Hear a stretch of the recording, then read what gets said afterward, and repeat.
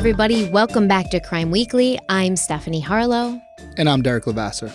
So today we are wrapping up with the Chad Daybell and Lori Vallow series. This is part 7. I'm actually impressed that we kind of were able to do this in under 8 parts. I thought it was going to be 8 parts, but here we are, basically tying up loose ends, final thoughts, the conclusion so far, because it's not completely the conclusion. Chad Daybell hasn't even gone to trial yet, and he won't be going to trial until, I believe, April of 2024. So there will be more, and we will do updates for Crime Weekly News when this happens. But yeah, how are you feeling so far, 7 parts in?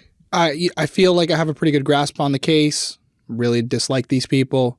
So I'm at the point now where it's like, where I kind of get with a lot of these cases, where at the end of it, it's like, I'm so sick of hearing about these morons. Mm-hmm. But I understand that there's an arc, right? There's a beginning, there's a middle, and there's an end. And you got to go through the whole way. So excited to wrap it up, and then excited to get started on a new case. But I'm looking forward to hearing the end of it. I feel like there's still some questions I have.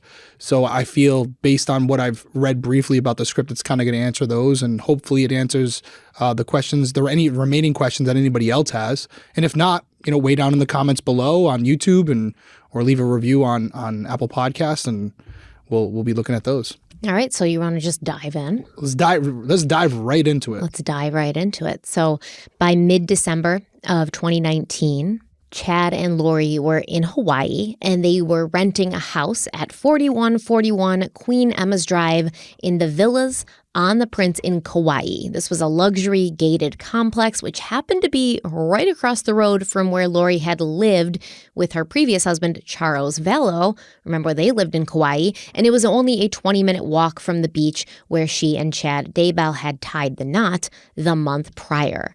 After getting married, Chad and Lori had spent some time in California, I guess as like a honeymoon or to just avoid the police back in Rexburg.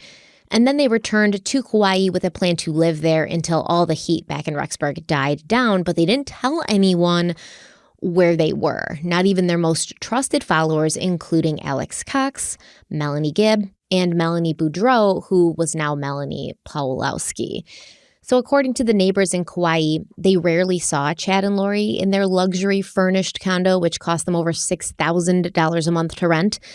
$6,000 a month that was coming from the over $400,000 Chad had gotten from Tammy Daybell's life insurance when she had died just a few weeks before he married Lori. And at this point, in like mid-December 2019, the news of JJ and Tylee's disappearance had not been getting a ton of media attention yet, so no one in Hawaii even knew that Chad and Lori were wanted by the police back in Idaho and Arizona. It seemed that Chad and Lori, while they were in Kauai, spent a lot of time at Lori's favorite place in the world, which was the Kauai Beach Resort, where she had returned multiple times throughout her life when she needed to escape and regroup. But Lori would be only granted a short reprieve this time because law enforcement back home were going to do whatever they could to smoke the newlyweds out and have the question of where JJ and Tylee were answered once and for all. It's so, when you always go back to Kauai, I always think about my time there and how remote it is. And it seems like the perfect place. If I were trying to get away and not be on anybody's radar, it's literally the perfect place to go. It's so secluded. And honestly, like I said to you, when we covered Amber Jackson, it's like a lot of people, and I'm not saying everyone, but it felt to me like a lot of people who were just trying to get away from their own life. Maybe not even a bad way, but just trying to escape the hustle and bustle of whatever they were going through before they left there. Because everyone's so low-key, mild-mannered. It's like the stereotypical thing you would think of when you think of people who live in Hawaii. Yeah. Because have you ever been to Hawaii? No. Oh my God, you have to go. It's my favorite place on earth. Hands down, all the places I've been. Lori too, yeah. What's that? Lori too. Lori too, yeah, you ain't wrong. But like Oahu, for everybody who's been to Oahu, they know it's still beautiful, but it feels more like touristy, right? Like you would expect, where Kauai is like a little bit off the beaten path, yeah. Off the beaten path. It's where they filmed Jurassic Park, part of it. And very lush, tropical, yeah. It's still, majority of it is still island. Yeah. Like we were out there traveling for a case, and 15 minutes from the main little area right near the airport, it's just all jungle. and you can get lost out there really quickly. And I feel like that's probably why she enjoyed that place so much, because there wasn't a lot of attention. And if you had reporters or something like that, or investigators, it's so much harder to reach them, to get to them out there. Here's the thing. Like, you're right. They could have gone to Kauai, and they could have sort of stayed off the map. Like, they could have gotten a little hut on the beach somewhere in the jungle. They could have kept a low profile. But they didn't do that. They went to the most expensive place to live. They rented a $6,000 a month, like, luxury villa. And then they spent all their time at the Kauai beach resort. So they could have. They're on the run. They murdered a bunch of people. At the very least, were an accessory to the murder of a bunch of people. And instead of being like, remember that dude from Amber Jackson, the guy who lived like in the yurt? Yeah, of course I do. Lori and Chad could have lived in a yurt. They could have like, Chad could have like grown a beard. Lori could have cut her hair. They could have, Yeah, Greg was the stereotypical guy for that island. Good old Greg. They could have been so much more low profile, but they weren't. They're so blatant, so audacious that they literally just, instead of acting like they're on the run, which I mean, technically they were and they should have been, they acted like they were on vacation. Right. Yeah, and I've tried Kauai Beach Club. I'm not familiar with that. But again, it's not like I'm an expert on Kauai. Dude, it's like expensive to go there. Like you can stay there or you can pay for like a day pass and stuff, but it's expensive to go there. And it must be on the other side of the island. Maybe that's why, because I stayed most closely to like the airport and stuff. You know what else is like traumatic? Well, I feel like as a parent would have been traumatic for me. The last time that Lori had gone to Hawaii, which, well, actually, no. I believe she was in Hawaii when Tammy Daybell was murdered. But the time before that, when Charles Vallow was still alive, remember, and Lori like left for like 55 days, she had taken Tylee and they'd gone to Kauai. And they stayed at the Kauai beach resort. That's where they stayed. And now she returns there with Chad, and she's at the same place that she spent this time with her daughter after she knows her daughter's been murdered. Whether or not she was directly involved in the act of the murder, like she was okay with it. She allowed it to happen. She knew it was happening. And now she's back at this place where I feel like there would be so many memories, of you and your daughter. And you're just unfazed by it. I'm not giving him an excuse, but I really do believe there's part of it. And I know I said that, and there are multiple pieces of evidence that suggest they knew what they were doing was wrong, and were still doing it because it got them closer to whatever their goals were. But I do think, I don't even know if you're going to disagree with this, but I do think there is a part of Lori who did believe in this whole religion. I don't think she was completely making it up. And so maybe her way of justifying it was, that was no longer JJ and Tylee. That was the dark spirits who had taken over their bodies. They were already gone. I just got rid of the dark spirits that inhabited their bodies afterwards. So maybe that was her weird, sick way of rationalizing how, and moving on with life. What else could it be? How do you think she's able to go out there, put a smile on her face, and being the same place where, like you said, she had just taken her daughter not too long before? How do you think she's processing that and able to just function? Just because she's a crazy bitch? Like what? Yeah, I mean, how do serial killers like go and murder people at night and then come home and act like the perfect family man and father and stuff? So that's what the level you're putting her on. I'm not saying you're wrong. That's the level you're putting her on, where she's just like, she's slicing it. She could kill anybody. She wouldn't bat an eye. It means nothing to her. I think it means nothing to her. Okay, yeah, I think that human life means nothing to her. And I think she's selfish, and all she cares about is her and what she wants in that moment. And I don't know, she's definitely twisted, and, maybe she believed it, but it was because she told herself she believed it so that she could compartmentalize and she could justify, right? Which is not any less messed up. No, I agree. And I've said to you before, the best liars are the ones who actually believe their own bullshit. So you might be onto something there, where part of it was she told that lie so often she started to believe her own lies. And we know Lori's a good liar. It makes her a better liar because of it. We know she's a good liar because she tricked tons of law enforcement, tons of people, like government agents, everyone. She had completely convinced that she was this amazing mother to the very end, in which we're going to talk about this, to the very end. Even her own family members who were like, wow, these kids haven't been seen in months, were still like, well, we believe Lori. She would never do this, stuff like that. So, yeah. Unfortunate. On December 21st, 2019, the Rexburg police and the FBI put out a joint press release stating that they were searching for the two children who were tied to the suspicious death of Tammy Daybell, and the children's mother and stepfather were wanted for questioning in connection with their disappearances, but they were not cooperating with law enforcement. In fact, police had already spoken to the couple about the location of JJ, and they'd been told the 7-year-old was staying with friends in Arizona, but police had figured out this was a lie. So the press release is basically like, Lori and Chad are lying. When Chad and Lori realized they'd been exposed and could no longer even walk around Hawaii with anonymity, they hired attorney Sharon Bartholick, who released a statement on their behalf on Christmas Eve. The statement said, quote, Chad Daybell was a loving husband and has the support of his children in this matter. Lori Daybell is a devoted mother and resents assertions to the contrary. We look forward to addressing the allegations once they have moved beyond speculation and rumor. End quote. The statement did not say anything about JJ and Tylee, where they were, nothing. Just like, we look forward to addressing the allegations once they've moved beyond speculation and rumor, which by that point they absolutely had. So like, these people are delusional, and they seem to find attorneys who are also delusional, because what kind of attorney, knowing the facts, would make this kind of statement? I don't even understand. A lot of them are just looking for a check.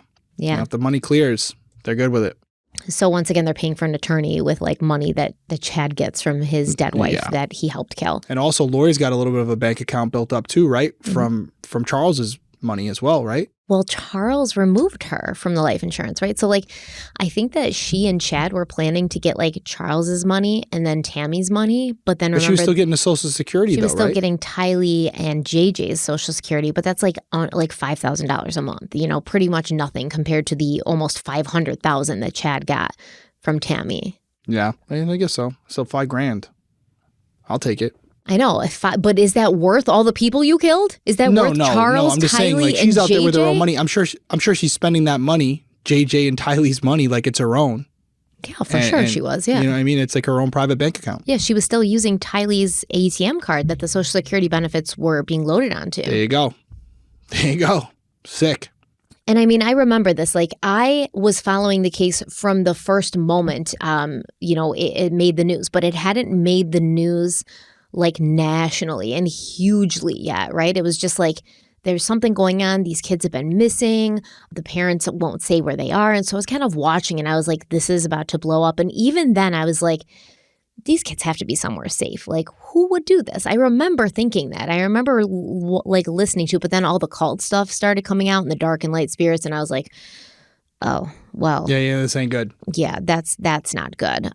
But I remember it did right around the time of right going into January of 2020, that's when it started hitting the national media circus, and it was everywhere. Every network you turned on, every time you turn on your computer, all the headlines were talking about that. But throughout December, it was like very small kind of media attention, and then it blew up. And the police did this on purpose, right? Because they wanted to be able to smoke Lori and Chad out no matter where in the world they were hiding. And that's exactly what happened. Yeah, good police work. I mean, they felt like they had their people. They had a strategy and they implemented it. And that, you don't always have that. You don't want to give them all your cards while they're across the world, you know? So you have to just kind of play the long game. And I guess they probably profiled Lori and Chad just knowing that the type of people they were, it was going to be hard for them to just disappear or lay low. It just wasn't in their DNA. Yeah, and I mean, understand by this time they've already done a ton of investigation. They've already executed search warrants at Lori and Alex's and Melanie's apartments. They've found the storage unit with all of JJ and Tylee stuff in it. They've already executed search warrants at Chad Daybell's house. They have an understanding of what's going on with these people and kind of how bad it is. And the police claim they always knew that Lori and Chad were in Kauai, which does make sense because you could easily just find out if they'd bought tickets. But for some reason, they kind of wanted, I guess, Chad and Lori to come back, most likely because they didn't want to have to go through the whole business of extraditing them and this, and that. And at that point, they can't charge them with murder, right? They don't even know that the kids are dead. They just know that Tammy Daybell died under suspicious circumstances. They're going to exhume her body, but the results haven't come back from that autopsy yet. the kids are missing. Charles Vallow was killed by Alex Cox, but soon Alex Cox is going to be dead. So they don't really want to just go to Hawaii and be like, you guys are under arrest. They would like for Chad and Lori to come to them and make things easier. But Chad and Lori are not going to do that. Shocker. Well, let's take a quick break and we'll be right back. Helix Sleep makes premium mattresses and bedding that are customized to fit your needs and conveniently shipped right to your door. It has been years now that I've been getting better quality sleep on my Helix Sleep mattress, and at this point, every single person in my house has a Helix mattress, and we're all getting better sleep, which is awesome for me because if everyone in my house is getting better sleep, it means they're less cranky and less needy, and there's less for me to do. Everyone is different, and Helix knows that, and that's why they've made a sleep quiz that's going to match your unique body type and sleep preference to the perfect mattress for you. So for example, I'm a side sleeper and I like a firmer mattress. So I like to feel really supported when I'm sleeping, and the firmer mattress is good for my back. And the sleep quiz paired me with the Midnight Lux mattress. My sleep has genuinely improved since this. I don't get as much sleep as I want, but at least I know on my Helix Sleep mattress I'm going to be getting the best quality sleep possible, and I won't be tossing and turning and trying to find a comfortable position all night. I used to wake up with a ton of back pain, especially lower back pain, and I just kind of thought that's what happened when you get older, but now I realize I don't have to wake up feeling sore from head to toe anymore. Also, if you sleep with a partner, you can both take the sleep quiz together and find a mattress that suits both of your unique sleep styles. You can personalize your mattress even further by adding the Glaciotech cooling cover, which will keep you cool and even more comfortable while you sleep. It has been so humid here. I can tell you that this Glaciotech's cooling cover, which I just received last month, has been a lifesaver. I love it. I don't even have to sleep with the fan on anymore, but I still do because I like the sound. Purchasing your new Helix Sleep mattress is so easy. Like I said, just take that quiz. It takes only a couple of minutes. You put in your order, your mattress ships right to your door with free shipping in the US, and it comes all rolled up in a box. You open it up, unroll it. It's super easy to set up. And Helix is going to give you a 100-night sleep trial plus a 10 to 15-year warranty depending on the mattress, so that you can make sure that you and your mattress are compatible. You can sleep on it for 100 nights, and if you don't like it within that 100 nights, you can send it back. Although I don't really think that you're not going to like it. You're going to love it, and you're never going to want to send it back. We really love our Helix mattresses, and if you're looking for a new bed, we definitely want you to give Helix a try because we think you'll love your new Helix Sleep mattress as well. Derek's going to tell you how you can check Helix out for yourself and get a great deal in the process. That's right. Helix is offering 20% off all mattress orders and 2 free pillows for our listeners. Just go to helixsleep.com/crimeweekly. This is their best offer yet, and it won't last long. With Helix, better sleep starts now.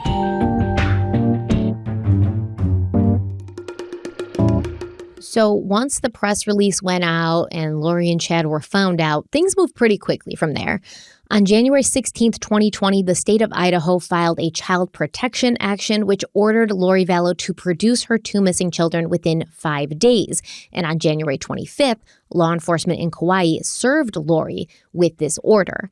The following day, the Kauai Police Department served both Lori and Chad with search warrants for their persons, as well as for the rented black Ford Explorer that they were driving around the island and the rented home they'd been living in.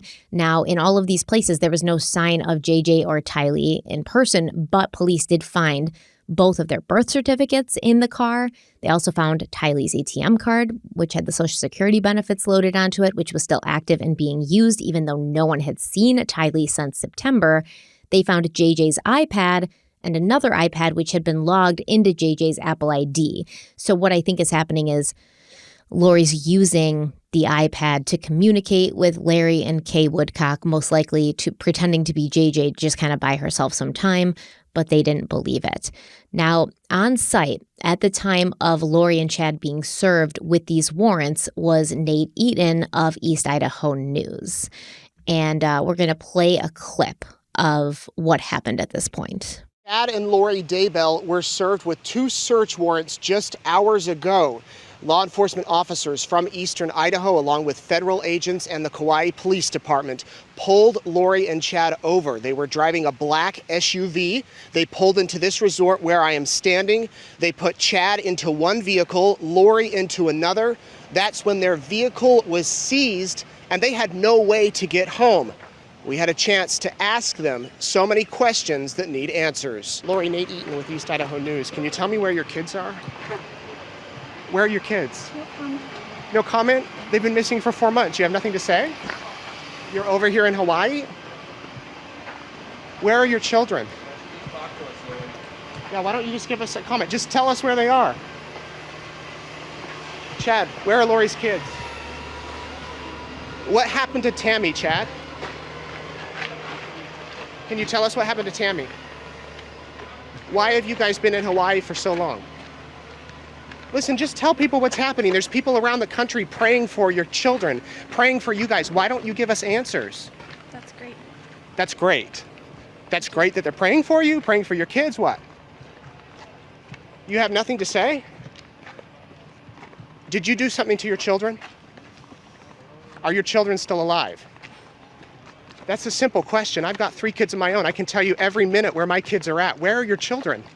What a great clip. I have 3 children. I love that clip. I mean, it's so, I'm pointing out the obvious here, but it's such a simple question. Where are your kids?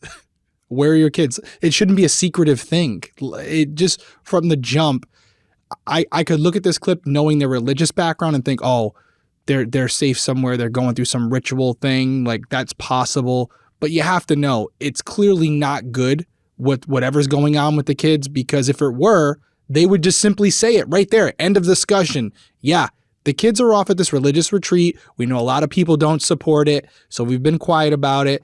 You know, here they are. Leave us alone. We're allowed to do what we want with our kids. The fact that they're saying no comment, it's not like these guys are like famous people.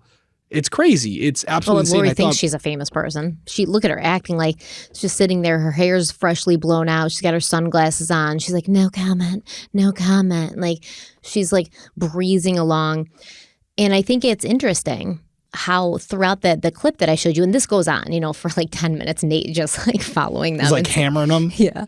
And Lori keeps glancing at Chad, not for direction, I think, but to make sure that he stays strong and silent, especially when he ain't saying shit. He's not saying shit, but he's being asked about Tammy and what happened to her, and Lori glances over at him. And you can see that Lori keeps her face very stoic, no expression the whole time, but Chad is making expressions. When Nate Eaton says, Lori, what happened to your kids? Chad, are the kids okay? Chad goes like this, like he closes his mouth like this and his eyebrows raise.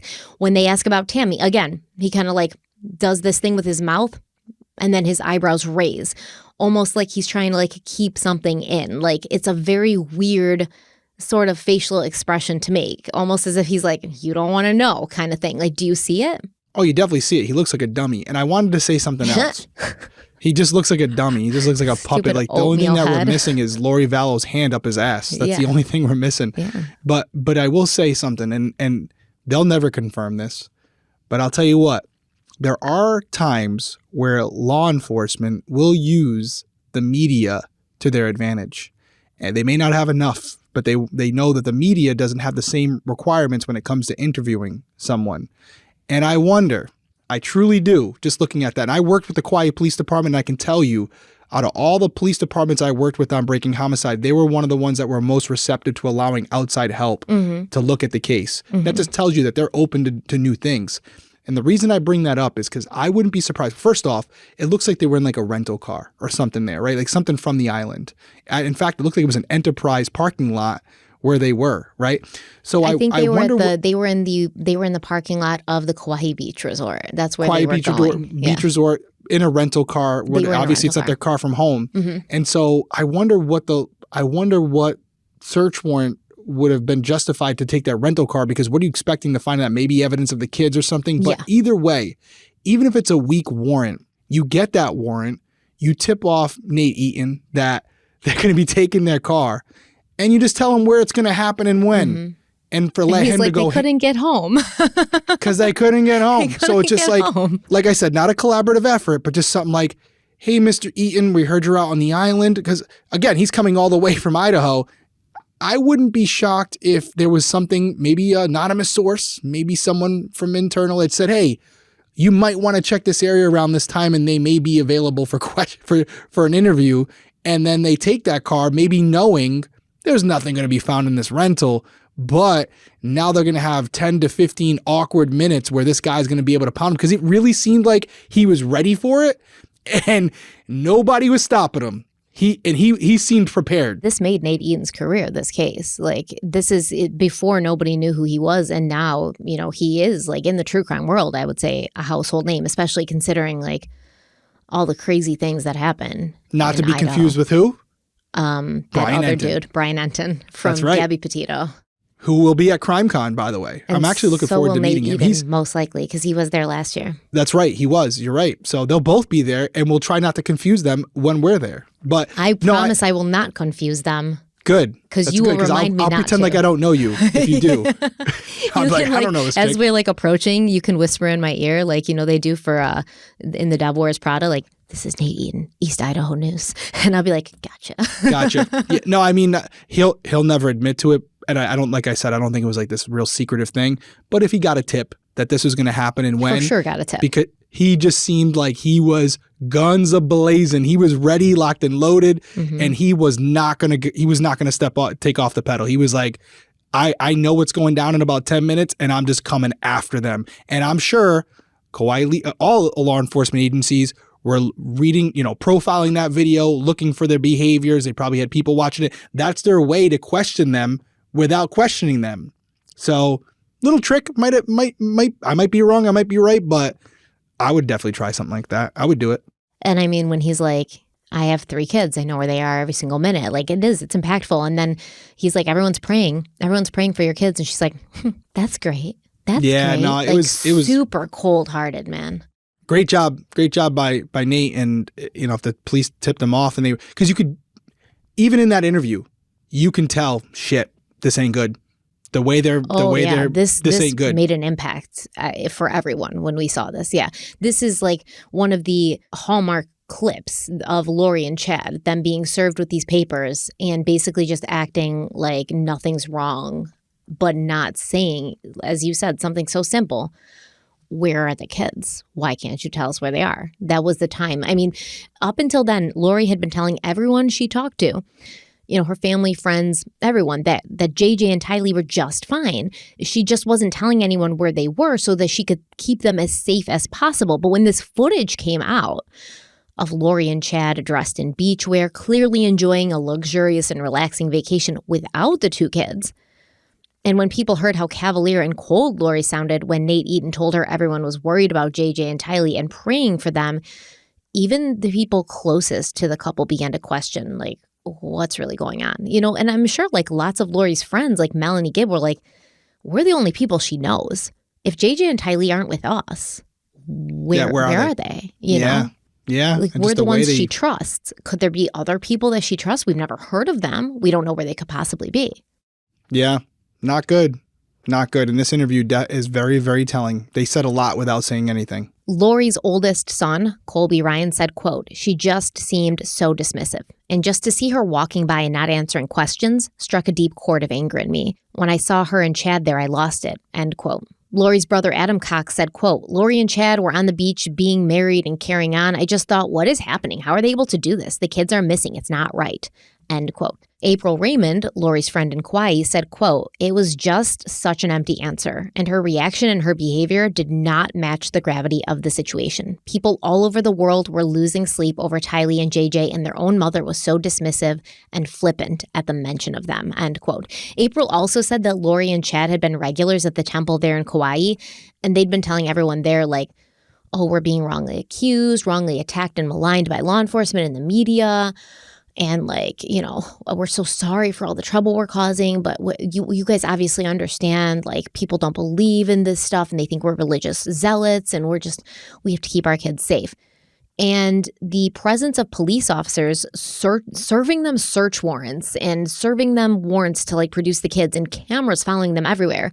This still did not force Chad and Lori into hiding. They continued to lounge by the pool at the resort and make the most out of their beach vacation. And this is actually a new clip that we hadn't seen before, but it just came out during the trial. And it shows Chad and Lori being served with this order to produce the kids within 5 days.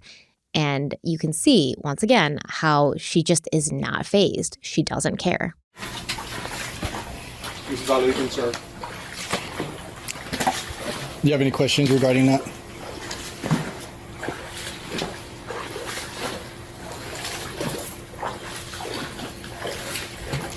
So it is 14:39 hours on January 25th.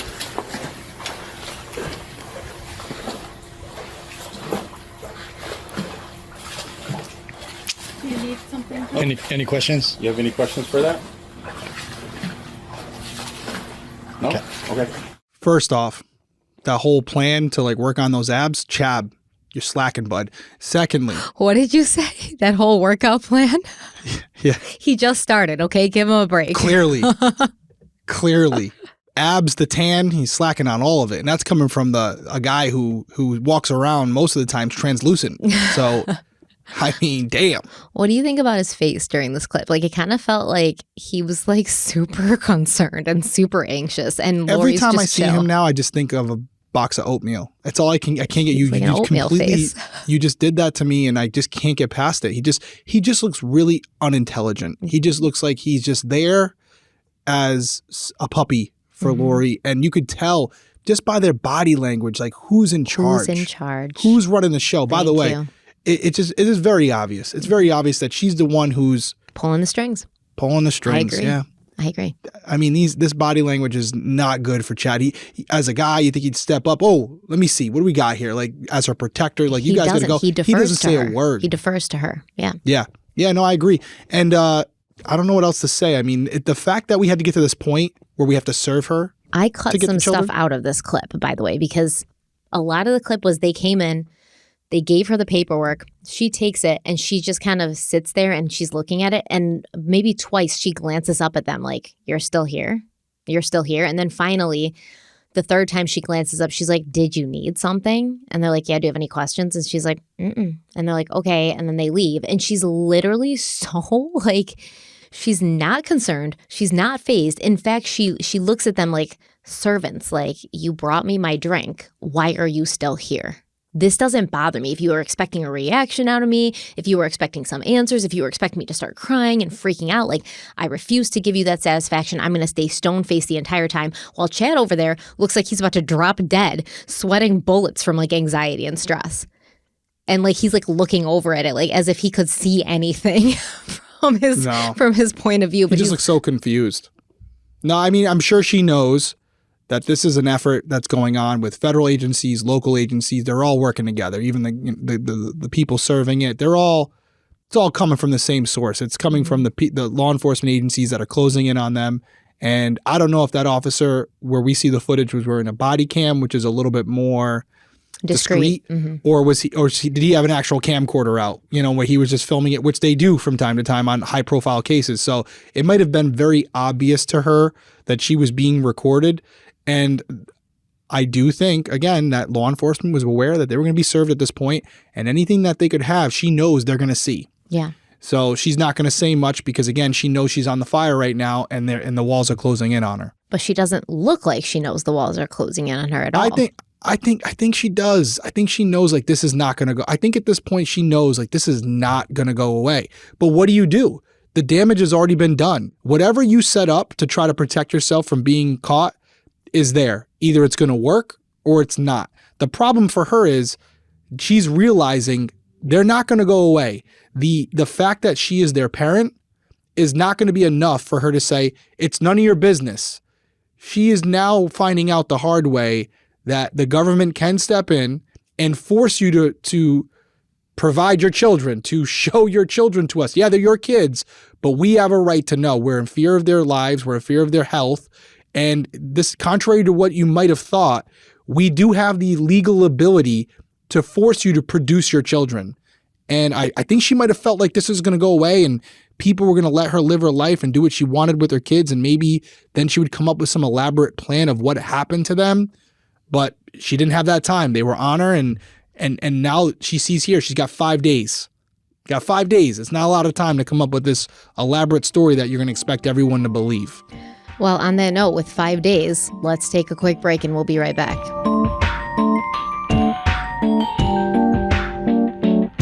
Cat food has been the same forever. It's time for cat food to move into the 21st century. I know that my mom she's had a lot of cats throughout her life. She only has one and now, but her old cat food was so boring, and I could see that the cats would just lose interest in it, which I don't blame them. When you're eating the same thing all the time and it's not even that good, you probably would lose interest pretty quickly. But that's why you've got to try Smalls. Are you still feeding your cat kibble? Now's the time to update your cat food with Smalls. Smalls cat food is protein-packed recipes made with preservative-free ingredients you'd find in your fridge, and the best part, it's delivered right to your door. Smalls was started back in 2017 by a couple of guys home cooking cat food in small batches for their friends, but today Smalls has served millions of meals to cats all across America. I think that my favorite thing about Smalls is that I always get so grossed out by cat food. It always smells really bad. It's just disgusting. I would open up a packet of cat food and just feel like nauseous immediately.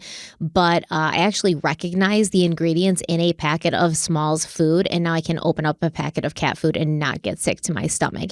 And I personally have given this cat food to my mom, and I've seen a noticeable improvement in her cat Rascal, like a less stinky litter box, better breath, and he really seems to just love the taste of the cat food, Smalls. At this point, you might be wondering, why can't you just feed your cat kibble? Believe it or not, your cute kitty descended from a ferocious desert cat who hunted live prey for food, and your cat isn't any different. They still need fresh protein-packed meals to be at their best.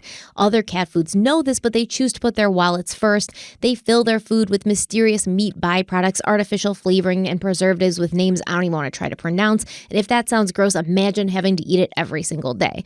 After making the switch to Smalls, 78% of cat owners reported their cats had shinier and softer fur, and 90% reported overall health improvements, and that's a big deal. The team at Smalls is so confident your cat will love their product that you can try it risk-free. That means they will refund you if your cat won't eat their food. That's right. And remember, higher quality ingredients means a healthier and happier cat. So head over to smalls.com/crimeweekly and use our promo code crimeweekly at checkout for 50% off your first order plus free shipping.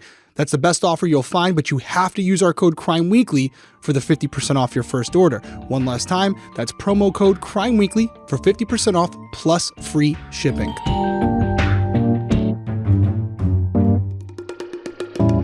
All right, so we're back, and Derek's like, I'm actually interested. Like, what did she do within that 5 days? Well, she did nothing. So that January 30th deadline. What about this high-profile lawyer? You got nothing for him? Well, which high-profile? Hers? The lawyer who put out the initial statement and said, we'll respond. I say high-profile. When you have like actual something besides speculation and rumor. No. Yeah. The January 30th deadline came and went.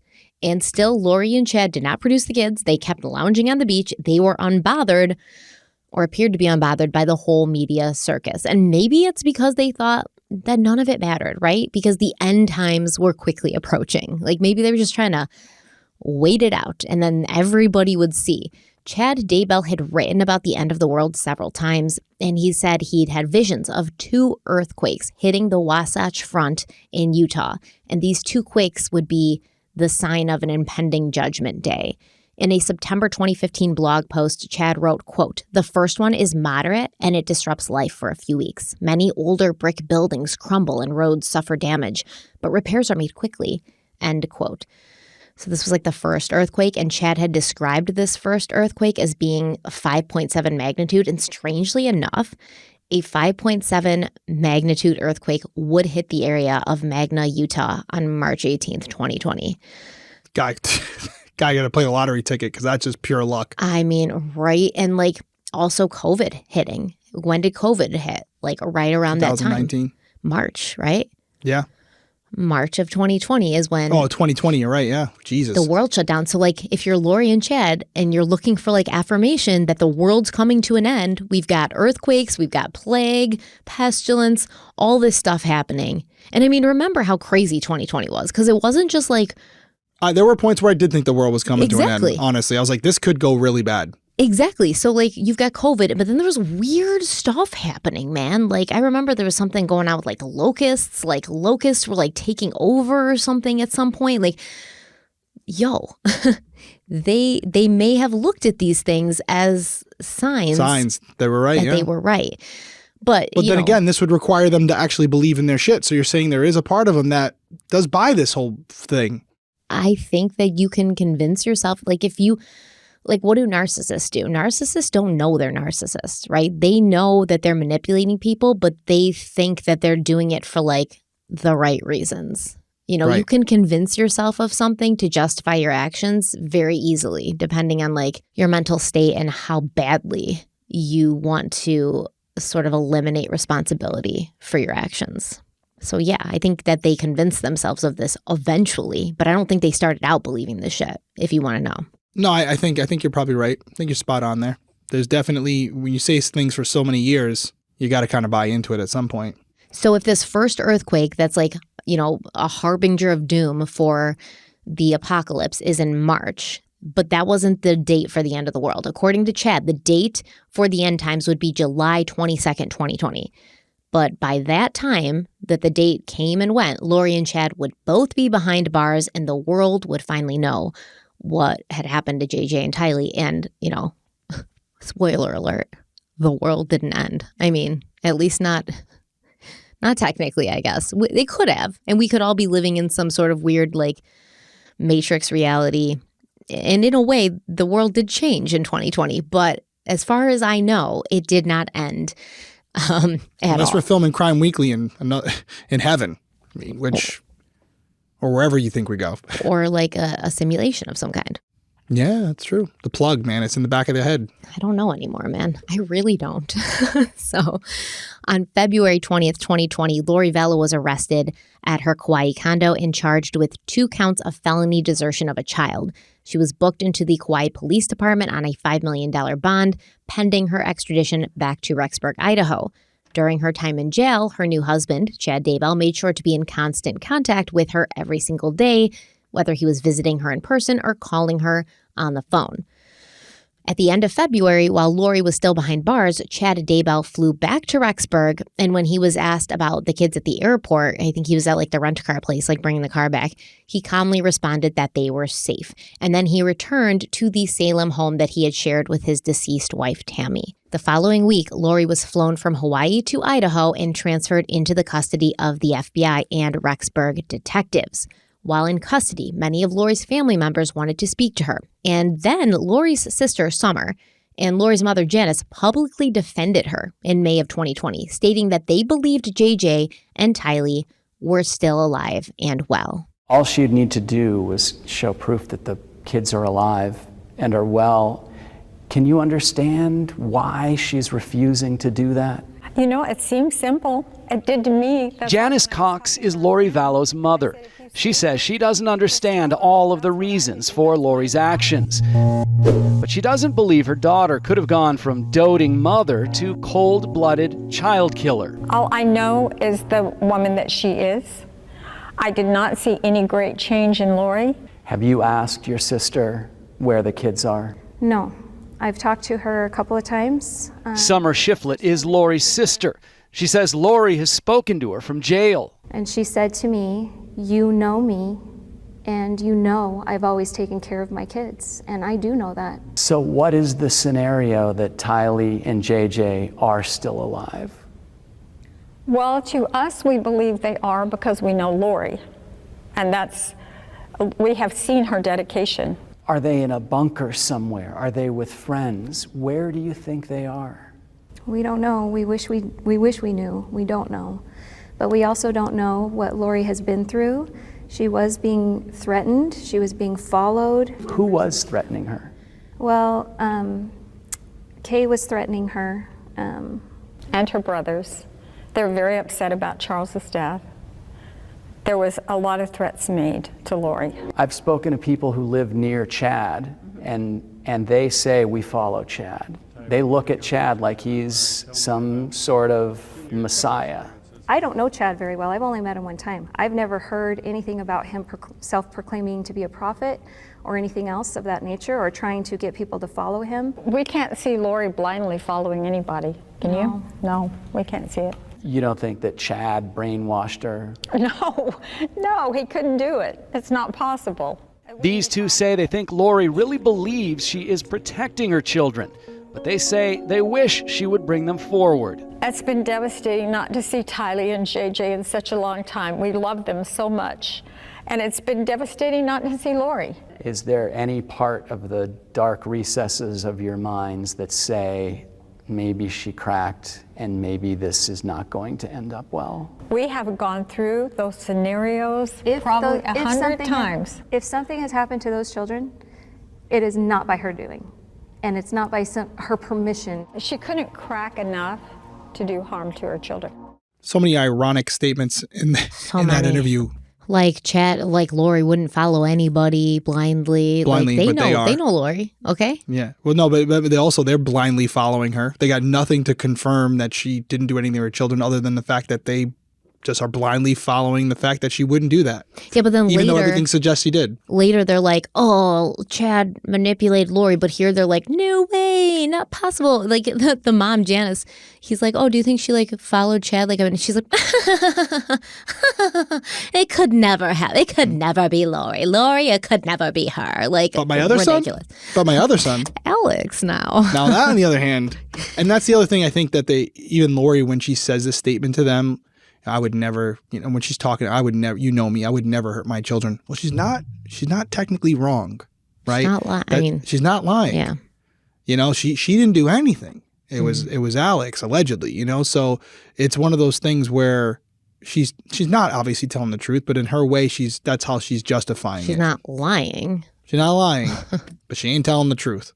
And what gets me is Janice Cox even told this reporter, whoever she was talking to, that she had talked to JJ briefly on October 1st, even though no one had seen him alive since September 23rd. And we know, based on Alex Cox's movements, that JJ was not alive on October 1st. So I still can't figure out if Janice was lying or if somehow...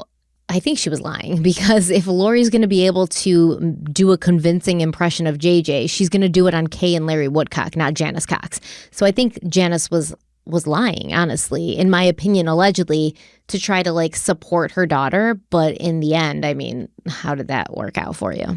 Yeah, didn't work out too well. And, I mean, this would be the first time we've heard of a mother who doesn't have anything to substantiate what she believes, but her motherly instinct is to protect her child. And yeah, obviously, I don't think from everything we've talked about over these 7 parts, there's nothing to suggest that she or her sister, her other daughter, were involved. So we'll give them that. But no, I definitely don't think. They weren't involved, and so it's one of those things where I get it. You want to protect your daughter. You're hoping that she's not the type of person that she's being described to be by others. You've convinced yourself that she's not.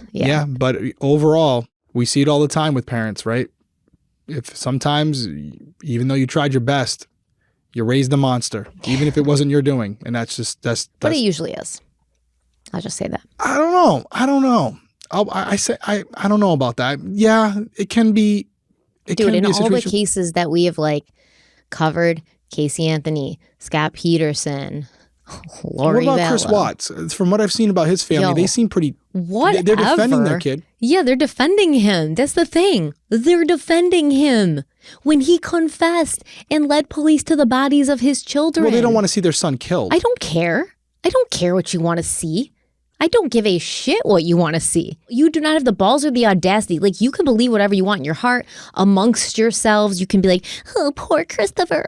Shanann was so mean. But you do not open your mouth in public and say that this kid, this guy, this man, I don't want to call him a man because he's a piece of living shit, that he had a reason or he's not a monster like you think. No one wants to hear it, and it's a literal slap to the reputation and the memories of Bella and Cece and Shanann and Nico. So literally, Chris Watts' mother can fuck off. So if it was your son or daughter, same situation. Yeah.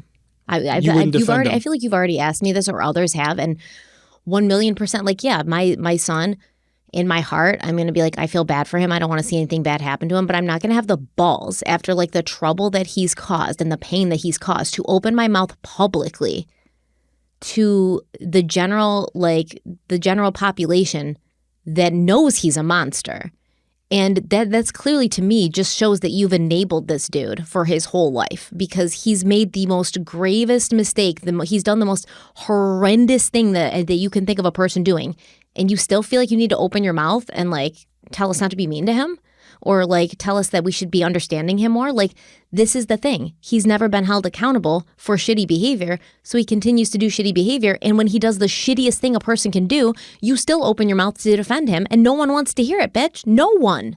I'll say nothing else. Chris Watts' mother can literally just like go, she can go away. She never has to open her mouth again, and I hope she really never does.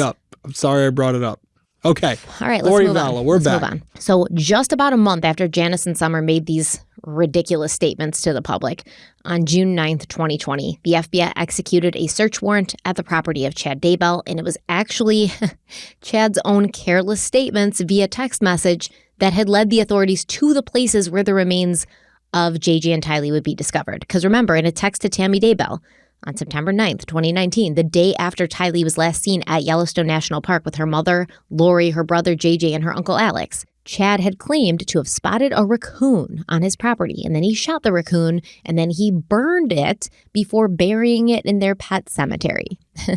Detective Ron Ball of the Rexburg Police Department, when he saw this text message, he thought it was odd, considering that raccoons are nocturnal animals who don't ever really come out during the daylight. And this text had been sent at 11 in the morning. A neighbor of Chad's, Matt Price, who lived across the street from the Daybells, also told the police that he had heard a gunshot that day. He had also watched as law enforcement dug on Chad's property for 2 days, and the locations that they were focused on were also locations that had drawn his attention in the weeks before the death of Tammy Daybell. He told the police that the Daybells usually didn't have bonfires, but they'd had a big one the previous fall and 2 or 3 big ones that spring. Matt also said that a week before Tammy had died, she and Chad had come over to his house to buy pumpkins as they did every fall, but Chad seemed different. Quote, he was strange. He was different. He didn't talk a lot, didn't make eye contact with us very much. Normally he would, end quote. So with all of this information, Detective Ron Ball asked the FBI's Cellular Analysis Survey team to compare the dates, times, and locations that Alex Cox had been at the Daybell property with the last known sightings of JJ and Tylee. The FBI discovered that Alex Cox had been on Chad's property on 4 separate occasions during September of 2019, and on September 9th, Alex had spent most of the morning that he was there by the fire pit.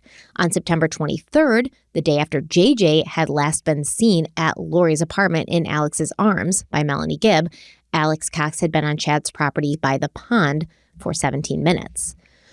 So when law enforcement arrived at Chad's house on the morning of June 9th, they were let into the house by Chad's 2 oldest sons, Seth and Garth Daybell. When Chad was told that detectives had a search warrant to dig up his yard, he called his lawyer.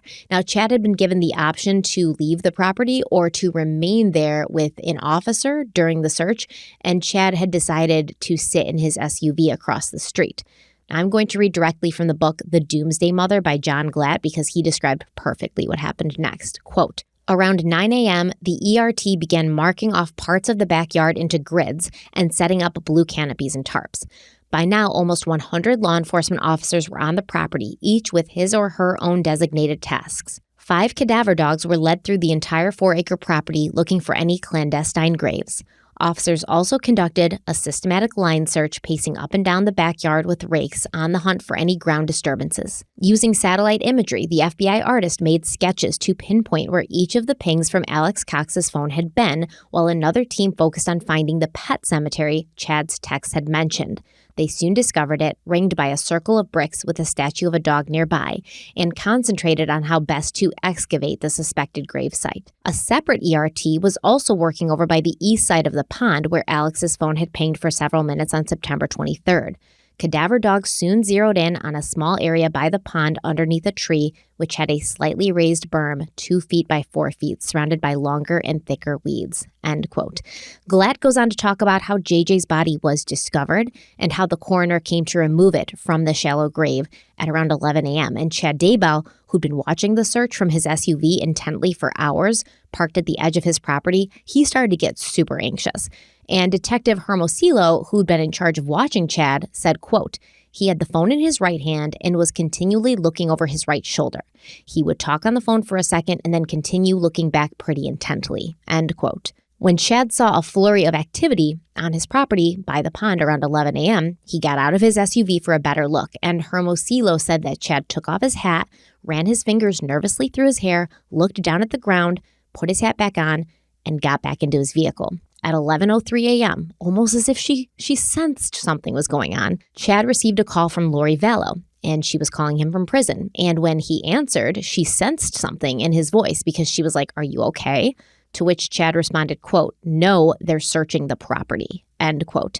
Chad told Lori that they had a search warrant, they were looking for the kids, but, quote, "I'm glad you called, we'll see what transpires," end quote. Just a few minutes after this phone call, Chad, in his SUV, slammed on the gas and he basically tried to escape. He tried to get out of there, but he was pursued by law enforcement who finally pulled him over about a mile from his home and placed him under arrest at 11:30 a.m. An hour and a half later, the charred remains of Tylee were recovered.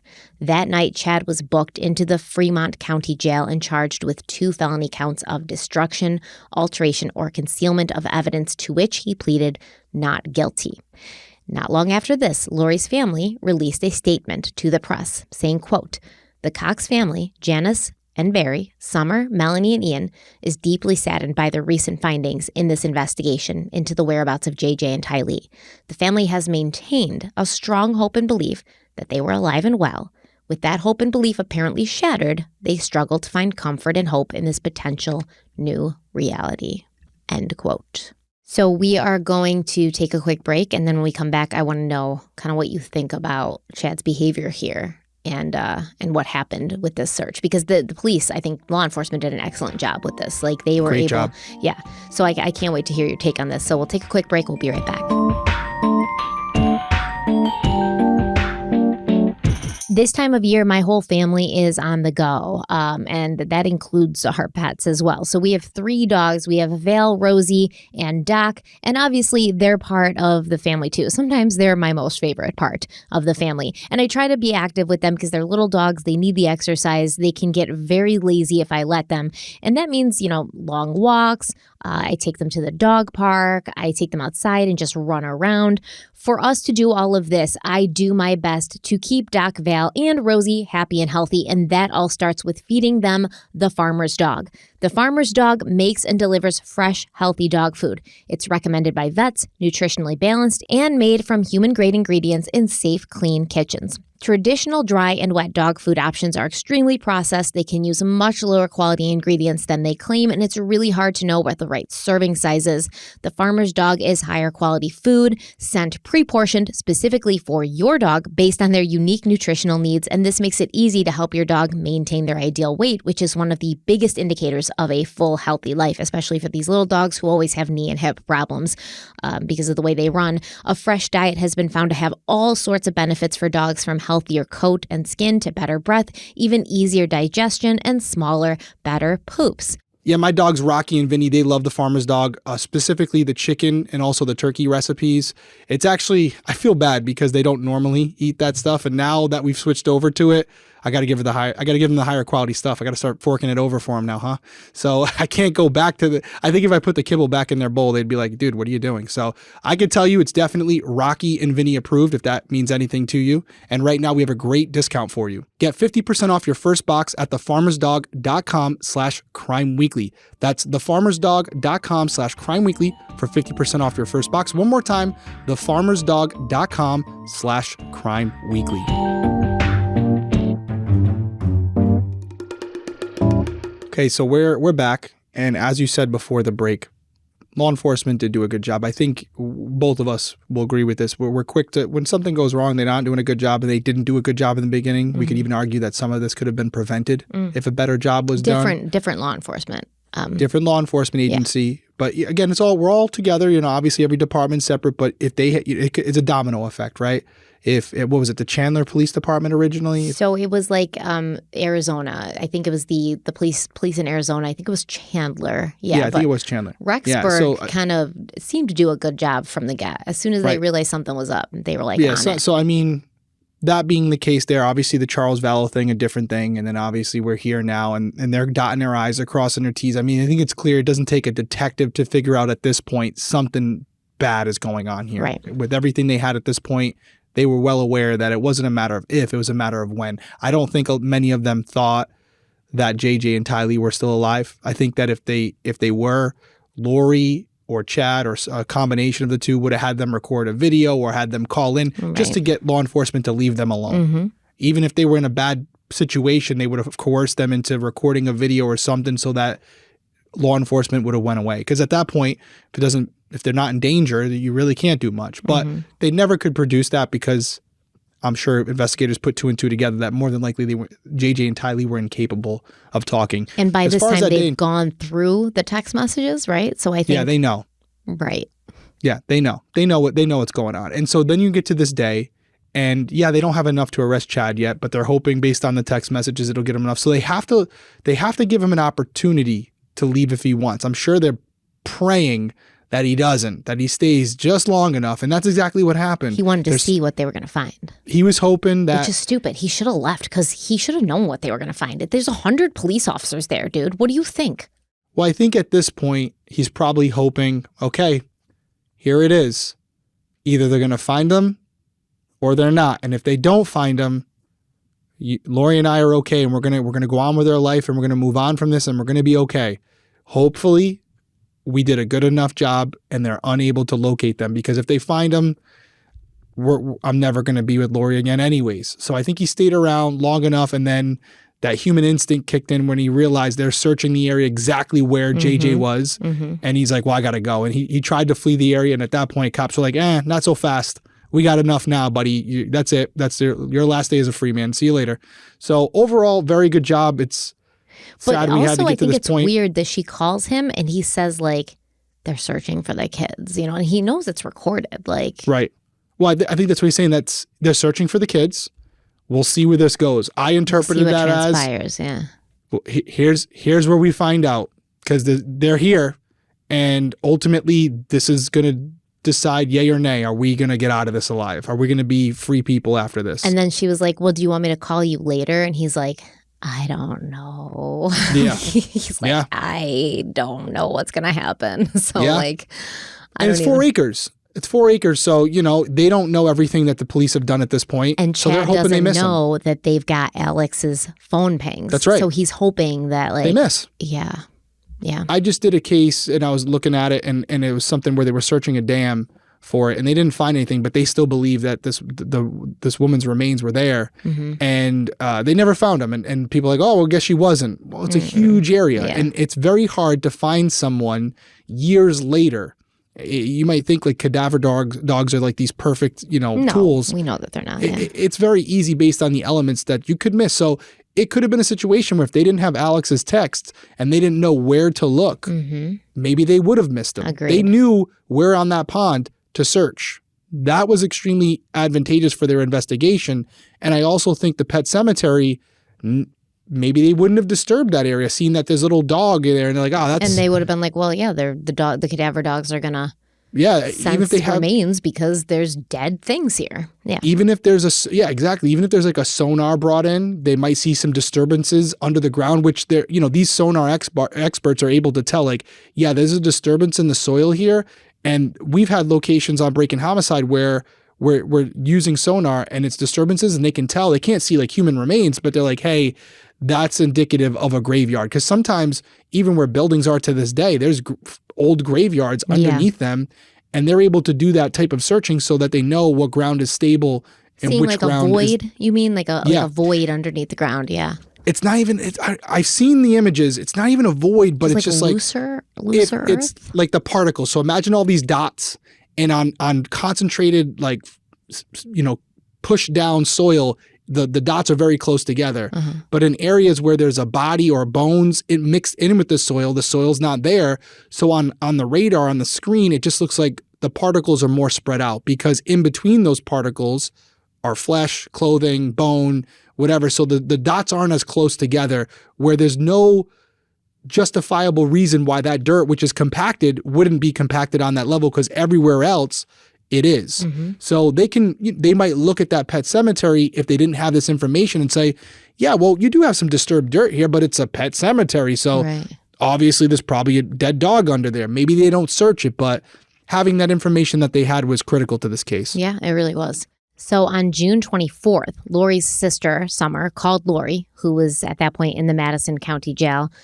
And Summer was crying, sobbing, actually. But Lori was, as always, completely calm, as Summer informed her sister that Tylee and JJ had been found buried in Chad's backyard. Did you know they were there? Can't talk about it.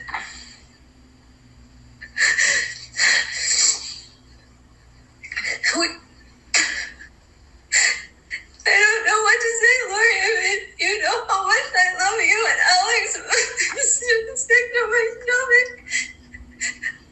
I didn't think anything, you would ever let anything happen to the kids and just let them be thrown away like garbage. I can't take it that you would let this. It's too painful. And you think I let that happen? Yes, I do. That's nice. Is there another explanation? I'm willing to hear it. I don't want to think it. Absolutely, but I can't talk about it. You went off to Hawaii and were dancing on the beach while your kids are in the ground? You had to have known when they were there. I just can't understand. I don't understand. I don't understand. I want to believe the best in you. I really do. I love you with all my heart. It kills me. But they were just little kids. I don't understand. I don't understand. You know me, Summer. That's what I thought. You still do. Lori, if you let that happen to them and didn't tell us and left me in the ground like a piece of trash, then I don't know you because you would have never done anything like that. That's correct. And if you knew and didn't tell us, that's not okay. We love them. We would have taken them. We would have taken care of them. You could have gone home and done anything you wanted. That's what you think? I don't know what to think. None of us do. You haven't told us anything. We believed you. We stood up for you. I cannot. I would love to. You cut me and Mom off for 4 months and told everyone not to trust us because we'd tell Adam. And now we find this out and you expect me to just keep going on faith when there's been zero explanation and you expect me to just keep believing without ever having a question? Say that. That is what you're saying. Either explain it or don't expect me to not be upset and doubt you when the kids are on Chad's property. I'm not okay. I love them with all my heart. I would have taken Tylee and JJ in a heartbeat, and everybody else would have too. You know that. If they were in any danger. I have no idea what happened. You're right. Nobody does because you said nothing. Because everybody sees what's on TV. That has nothing to do with TV. This is when you're in my conversations before you left and cut me off. And now you expect me to be there for you and you were going to abandon me. And if you weren't in jail, you wouldn't even be talking to me and we wouldn't even know they were dead still. This is your opinion. Yes. I deserve more than that. I've been there for you like a rock, and I went on TV and defended you. I've done everything to defend you, and I still would right now if you would tell me the truth. I would love to. Well then, love to. You didn't want to in October, November, December, January, or February. Wow. I really don't have a lot to add to that. I was very you could tell the hurt in her voice. Yeah. And you could just see that, like you said, the calm demeanor of Lori. She's just a sick puppy. She's not there. You know, she's a monster. And she knows she's being recorded. She knows she's got a trial coming up. And you could tell what she's saying without saying it, which you can already see her defense, right? Where it's going to be, I wasn't aware. Mm-hmm. Whatever happened to the kids happened between Chad and she's going to turn on Chad. I don't even know the end of the story, but I don't know if we're there yet, but I have a feeling that she's going to try to claim ignorance, like she wasn't involved in whatever happened and it was Alex and Chad or just Alex. And she's as much clueless about this whole situation as everyone else. The problem is, if she really was, she would be screaming from the rooftops on every news station that she just wants to know where her kids are. But she had operated and conducted herself in a way where she was in on it. She knew where the kids were. They were okay.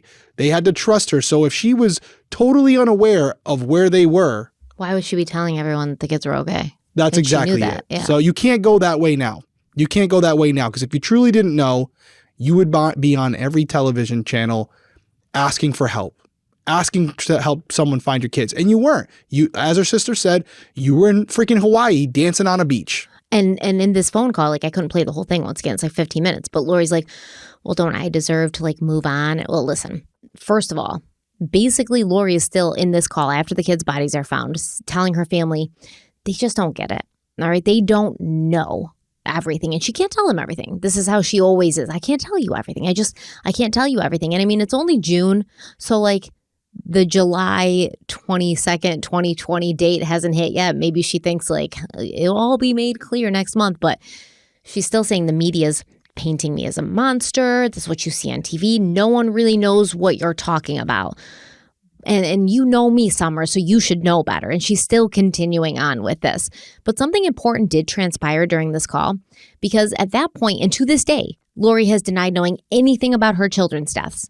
She has no involvement. She knows nothing about it. But when Summer accuses her of dancing on a beach in Hawaii, smiling and taking wedding photos later, in the call, Lori responded, quote, yeah, months later, trying to go on with life, trying to be happy, trying to find some kind of happiness. You think I want to be alone? End quote. Now, this quick admission kind of sounds like to me, Lori knew when her children died, because she said she was dancing on a beach months later, which means she had some idea of when they had been the time murdered. frame, yeah. Yeah. And I mean, she could just say like, well, I hadn't seen them since September, so now that they're dead, I kind of put two and two together. I guess she could say that, but like still, what she's going to try to say is like, yeah, I was told that they were okay, and so I believed that they were. Yep. Sounds about right. And who is she? Are you going to get there? Who she was told by that they were okay? She never. They never really say, and like we'll get there. But like during the closing statements, her attorney is basically like, "Oh, Chad was just following. Lori was just following Chad." There you go. But reportedly, Lori was mad that they did this and tried to like throw Chad under the bus. Reportedly. Oh, okay.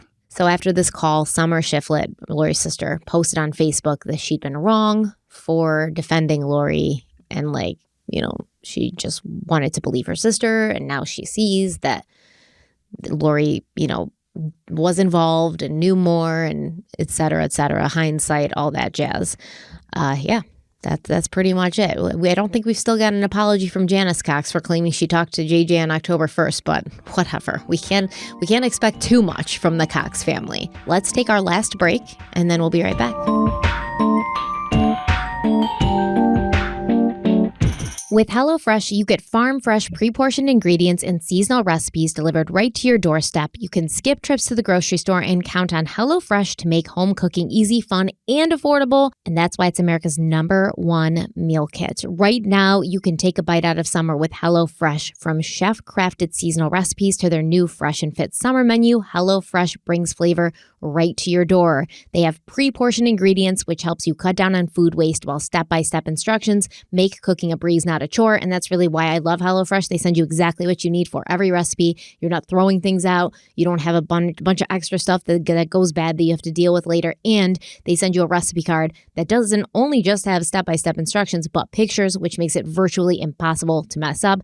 And I will say that right now I'm loving their tangy key lime pie in the HelloFresh market, which makes summer entertaining an absolute breeze. It's peak time for summer produce, and HelloFresh makes sure you get all the best picks all season long, and their ingredients travel from the farm to your door in less than 7 days for quality you can taste. And that's also why I love the fact that their produce comes to you. It's fresh. It's never like rotten or wilted. It looks like it literally just left the farm because it did. Featuring quality proteins, fresh produce, and plans for many lifestyles, it's no wonder why HelloFresh is America's #1 meal kit. It's great for the whole family. Usually the kids are a little bit picky eaters, but I love that HelloFresh allows me to bring them in because it's not complicated. It's easy. Like I said, step-by-step instructions with pictures that they can actually follow along with.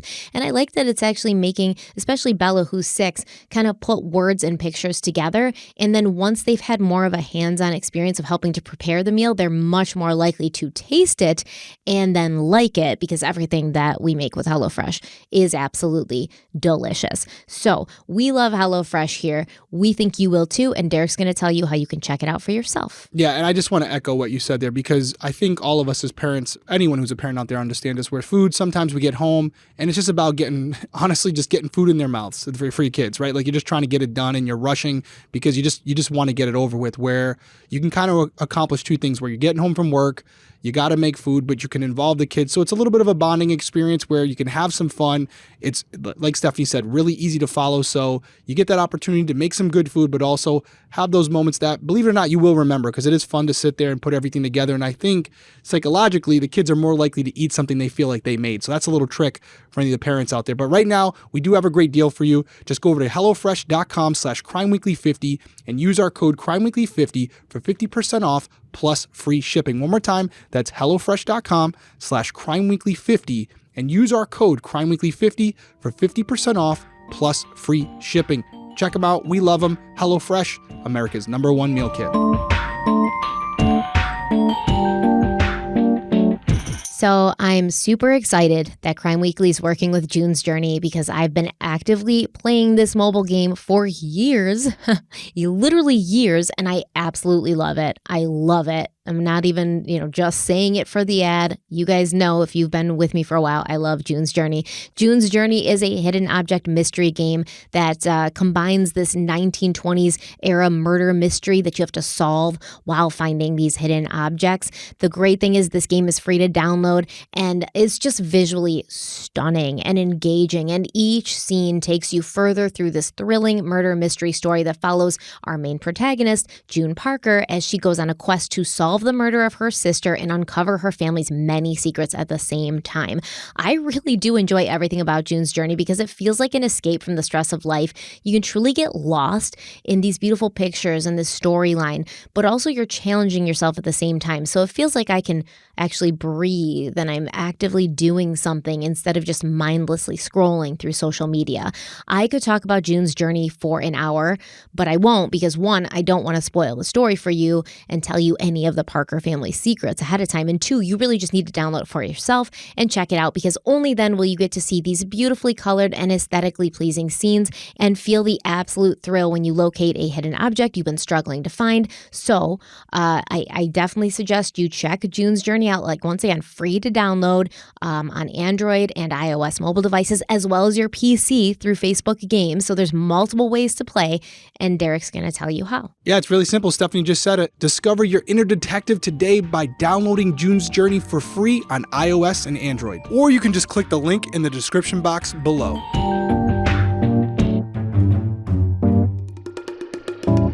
Yeah, so we're back from break, and I want to echo what you said as far as we definitely didn't hear anything from Janice. She's obviously, I guess the apple doesn't fall too far from the tree. Well, we had their public statement, like, we're saddened by this. Yeah, we have to live with this new reality. Blah, blah, she was quick blah. to go on television to defend her, though, which is interesting. But with Summer, I think all of us can understand where she's coming from. She wanted to believe her sister. You grow up with this person your entire life, and at one point, they may have been just a normal person that your sister that you got along with. And Lori Vallow ain't never been normal. Well, dude. you know what I'm saying. Mm-hmm. You know what I'm saying. Mm-hmm. I don't think it ever crossed Summer's mind that she'd be capable of doing something like this. So when you hear these things from the media and from law enforcement, you're thinking, no way. I know this person. There's no way they would be capable of doing something so horrible. There's just it's hard for people, even me sitting here with all the cases that I've done, even all the cases that you've researched.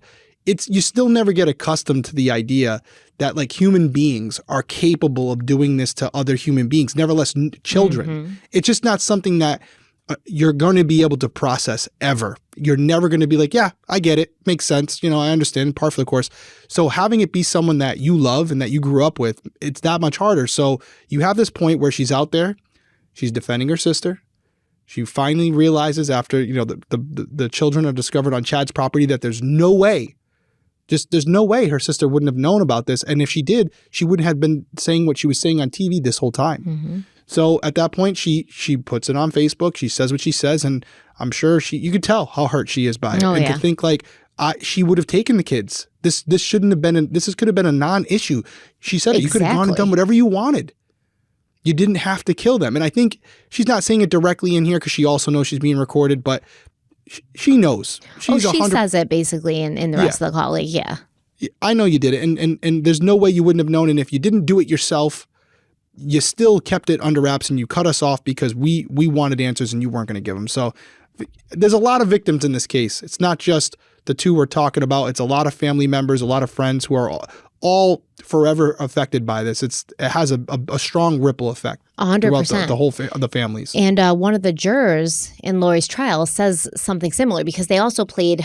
I'm not going to play it because it is really disturbing, but they played a phone call between Lori and her son Colby after the kids' bodies are found. And Colby's doing much of the same, but it's almost more heartbreaking. Like he's literally like, why did you do this to my siblings? Like, why did you do this? Like, oh my God. And he's like devastated. And this jury member said, Lori just calmly, coolly, and in such a calculated manner continues to devastate person after person after person. And she doesn't care at all. And you can tell that she doesn't care at all. And it's not just an act because she knows she's being recorded. This is how she is. And you could tell Summer feels used, right? Because she says, like, you wouldn't even be talking to me if you didn't need me. The only reason you finally talked to me last month was because you wanted me and our mother to go and publicly defend you. You manipulate people. You use people. Like Summer clearly is like, I love you. You're my sister. I would have done anything for you, but we don't mean shit to you. We're just pawns to be used and moved around the board, to be pulled off the shelf and used for your own means when you need it and to be put back, never to have to be answered to or by you ever. So Summer feels used. Colby feels completely like devastated. Everybody just can't understand because like you said, Larry and Kay Woodcock would have taken JJ.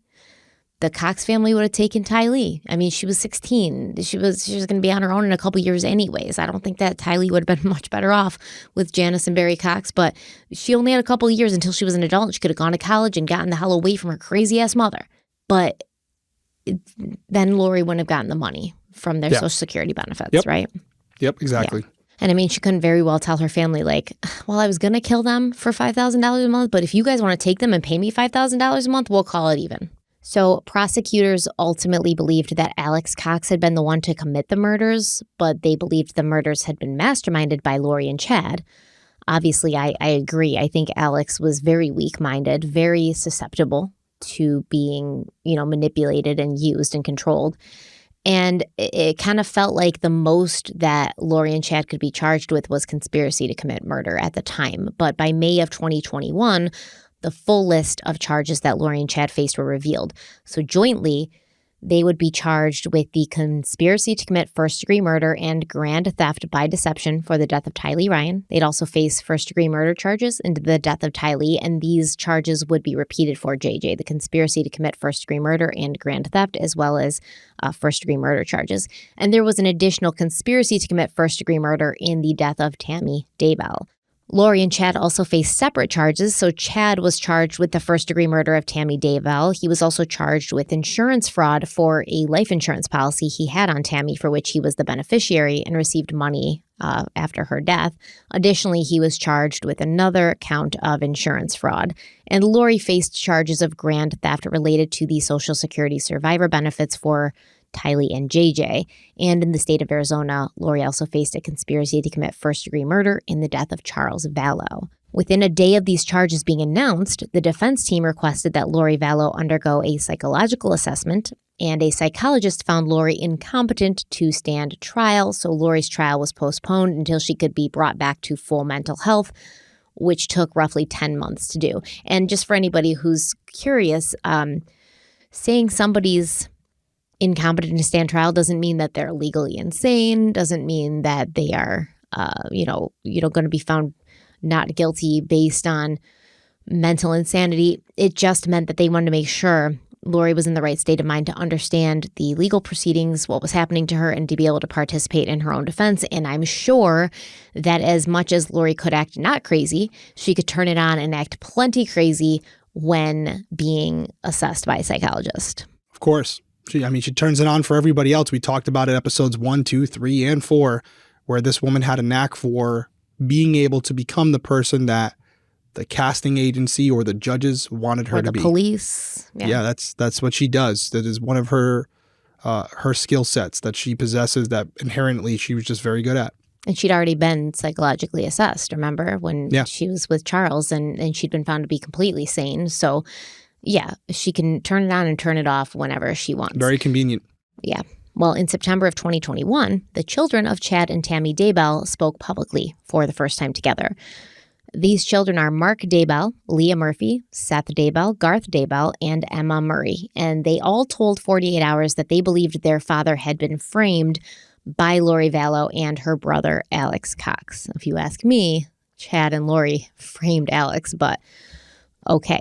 So the children believed that the remains of JJ and Tylee being found on the Daybell property is proof that Chad is innocent of their murders. Chad's daughter, Emma Murray, said, quote, "I don't know why they would be here, but I do know that if he were to commit a crime, he wouldn't be foolish enough to put the evidence in his own backyard." End quote. The Daybell siblings claimed that Chad had no idea JJ and Tylee were buried there, and Emma claimed that there was ample opportunity while the property was unattended during the day for someone to sneak on and secretly bury the remains. Emma pointed out that her father rarely went outside, and neither burial site could be seen from the house. If Chad was going to get rid of evidence of a crime he'd been involved in, there were many other, even more remote locations for him to do that. And Emma said, quote, "You can look around for miles and miles. There's not houses and neighbors. You could go down that river that way. There's land down there that no one would ever touch." End quote. So I agree in a sense that it's like stupid to bury the kids on your own property. But there's plenty of evidence that Chad was well aware. For instance, the text that he sent Tammy about the raccoon and how he had to shoot the raccoon. There's no freaking raccoon, right? The police didn't find a raccoon. And the Daybell children were like, well, there could have been a raccoon. And our dad was telling us that there was a raccoon creeping around and we had set traps for this raccoon. And there's another pet cemetery that the police never checked and the raccoon could be buried in there. So that's probably what he was talking about. But it happened to be the exact date and time that Alex Cox was there on the property burying Tylee. So it like burning her too. So you're going to tell me that Chad Daybell, at the same time that Alex Cox is setting a bonfire to burn Tylee's body, Chad Daybell's also setting a bonfire to burn a raccoon, and they just don't see each other? They're like using the same bonfire, and Chad's like, "Hey, Alex, what are you doing here on my property? Just burning something? I'm burning something too. What are you burning? Nothing? Okay, I'm burning a raccoon." Come on, man. And then Lori calls him, and Chad's all like, "They're looking for the kids. Like, we're going to see what transpires." If you didn't know that they were there, why would you say we're going to see what transpires? You know, like you'd be like, well, they're not going to find anything. So there's plenty of evidence that Chad knew exactly what was going on, and he was there when Alex was there, at least burning and disposing of Tylee's body. Well, I got a better one for you. The police are there on a 4-acre lot of land. Mm-hmm. And for the most part, when they're searching certain areas, Chad is in his car or he's kind of a little bit more relaxed. Mm-hmm. But as soon as they get to the area where JJ was buried, he gets more nervous. He gets more anxious. He's outside the car. Looking around. Right before they find JJ, it was right he decides after, at that moment he's going to take off. Yeah. So coincidence? I don't think so. So he knew at that point the jig was up. He knew where the bodies were buried, literally. And so when they got close and they were snooping around the spots that were in question, that he knew where the kids were, he decided he was going to make a run for it. And I think that alone, that action is very indicative of him having knowledge of where the children were at minimum, whether that was at Alex's hand or a combination of the two. He knew where they were. Mm-hmm. I agree completely. I mean, obviously he did. And I don't blame these kids for defending him, I guess, even though that's what he's telling them. Yeah, but You know what I mean? That's what he's telling him. It's but, just like there's Summer. evidence that their mother was murdered, so Yeah. this is and then he's married like 2 weeks later, and they were like, yeah, it was odd the way he just like suddenly married Lori and like moved on, but whatever. So the Daybell kids claim also that the shallowness of the graves points to their father's innocence, since he'd been a professional gravedigger for much of his early career and he would know better. According to Seth Daybell, quote, "This is a man who buries pets like as deep as he can. He knew how to dig graves, and that just doesn't sound believable to me," end quote. Except I don't think he did. I think it was Alex who did, but regardless, he knew it was happening. We don't necessarily think he was out there with him. They had the lackey do the work. I think he was out there with him. But I think he was present when he killed him. I don't think that Chad was present when Alex killed the kids. I don't think so either. I think that he was present when Alex was disposing of their remains. Like that's where standing you and over I and watching. Maybe not like right up front, but like probably in eyesight, like kind of watching what was happening. Yeah. See, I and this isn't like giving him credit. I think he's such a coward that more than likely he was sitting in the house, again, creating that level of plausible deniability. You know what I don't see, I can't say I knew. You know what I mean? Yeah, but Alex then why is the would guy he who's a text? scapegoat. Why would he text Tammy and be like, "Oh, there's a gunshot. If you hear about a gunshot, it's because I shot a raccoon, and if you hear about a fire, Oh, it's because I think he did knew this." what was going on. But then he would have to know on some level what was happening in order. Oh to, yeah, I agree. So he's watching from a distance. No, I don't maybe. think. I mean, listen, I have nothing. I can't debate you on. I wasn't there, but I would argue that just his background, he just looks like a coward. He just looks like someone who doesn't get his hands dirty. So I just don't see him being present for it. And I think in the back of their minds, and I could be wrong, I think there was always a plan B, which was, hey, if this comes out, if we get exposed, we're dropping the hammer on Alex. He did this by himself. He's the problem here. Because they obviously don't know they're going to get all those text messages. I think the reason they had him do a lot of this stuff and get his hands dirty is that if the ship ever was going down, they were going to blame it all on Alex. I think he was always the Alex scapegoat. knew that, I think, yeah. Yeah, and so I think that was part of the reason why they tried to separate. They facilitated everything, but when it came to the actual act, they let little Alex go handle it because they knew if they had to dime out somebody, Alex, if he was still alive, he would be going down for all of this by himself. They would both turn on him. Yeah, absolutely, which is horrible, but there's that's what was going to happen for sure. And Alex sensed it, and we don't know why he sensed it, but it most likely was something to do with, the things they said to him, the way they were treating him towards the end, distancing themselves, etc. Well, in July of 2022, the Daybell siblings were still defending their father, saying anyone who thought Chad could kill someone clearly didn't know him. Did you know what he did to the bees, guys? Like the mass murder of the bees? Emma said that meeting Lori Vallow was the worst thing that had ever happened to her father. And if Lori had never come into their family's life, none of this would have happened. I agree with her there. They also claim that their father didn't kill their mother or have anything to do with her death. And Tammy Daybell had not been in perfect health, as had been reported, with Emma saying, quote, she would get out of breath very quickly, would get very tired, and she started going to bed very early at night, end quote. But like her autopsy said she was asphyxiated. Like her autopsy proves she was murdered. I just don't understand this level of delusion. Emma also said that her father was not hiding anything by not wanting an autopsy. In fact, it wasn't even his decision. She said, quote, the narrative is that he was going, no autopsy. But he was standing there in complete shock, traumatized, letting us make the decision. If he was trying to hide something, I wouldn't leave something like that up to my kids if I was trying to hide something, end quote. So basically, Emma here is saying our mother was sick. She wasn't doing well. And we were the ones. This is what it sounds like to me. We were the ones who decided to not have an autopsy.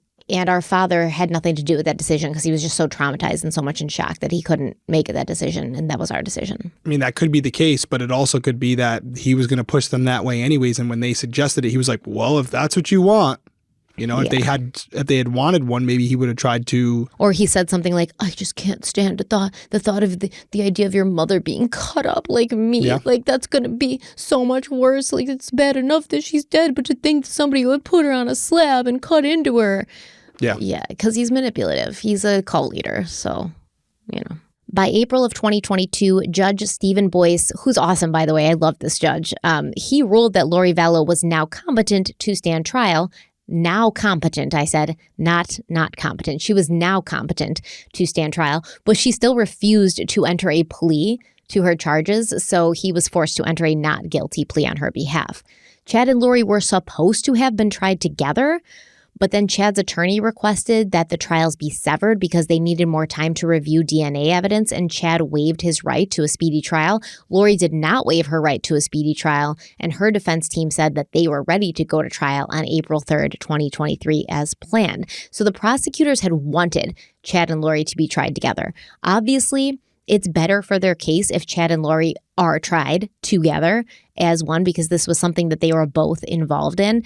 But they also cited the expense of holding two separate trials that were each expected to take weeks or months. But the judge noted that the prosecution had not given the DNA evidence, which was a hair found at the crime scene, to the defense attorneys in a timely manner, and Chad's attorney, John Pryor, wanted to have his own DNA testing done on the hair, so Judge Stephen Boyce said, quote, "I have to balance these rights of these defendants in this case. Severance is the only option I see," end quote. On April 10th, 2023, the prosecution and the defense made their opening statements in the trial of Lori Vallow, and the defense's opening statements were kind of weird. And tell me that this guy, this lawyer, I think his name is Jim Archibald. He doesn't sound like the guy from Ferris Bueller.